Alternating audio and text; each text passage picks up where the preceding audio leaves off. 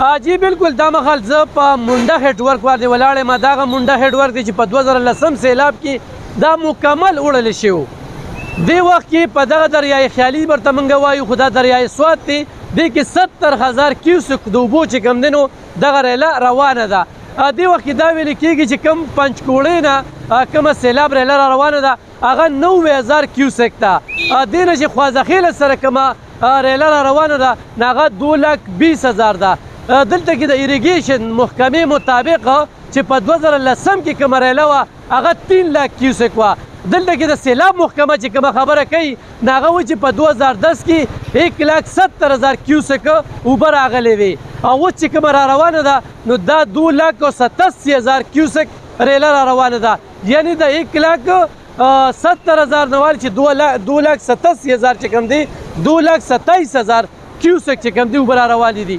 په هر حال بیانیه کې چې کوم دی دلته د ایریګیشن د محکمې اولته کې د پی ډي ایم هغه ډېر زیات تضادات دي. خو دې وخت کې نقل مکاني روانه ده. میزاړیر یونین کونسل چې کوم دی هغه مکمل خالي کېږي. هلته کې اعلانونه چې کوم دی هغه کې روان دي. کم سین کې چې موږ ولاړو دې کې د 1,40,000 کیوسک د اوبو ګنجایش دی. د دې نه اضافي چې څومره اوبه راځي دا په 400 باندې ورځي. دې وخت کې د ضلع انتظامیې سره هیڅ قسمه وسایل نشته دي او نه داسې یو پیشرفت چې کوم دی هغه روان دی. خو به هر حال دلته کې پولیس انتظامیه چې کومه ده هغه خلکه لرې کول غواړي.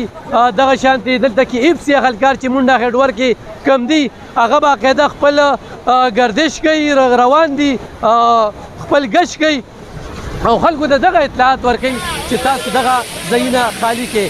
دې وخت کې خلک راغلي دي د اوبو تماشه خو هم کوي، ګوري چې اوبه څومره دي. خو دا اوبه چې کوم دی دا د حد نه زیات چې کوم دی نو دې وخت کې په دغه سیند کې لیدل کېږي. ایریګیشن محکمه دلته دا خبره کوي چې دا 70,000 کیوسک ریله چې کومه ده روانه ده. 12 بجې دا کنفرم ده چې 12 بجې به دا ریله ضلعي انتظامیه وایي چې دا به رارسي. د هغې نه مخکې چې کوم دی نو دې سره چې نږدې څومره مکانات یا څومره کلیواله دي نو هغه دې دغه ځایونه خالي کړي. مزید چې څه اپډیټس وي هغه موږ د خپل کتونکو سره شریکوو. جی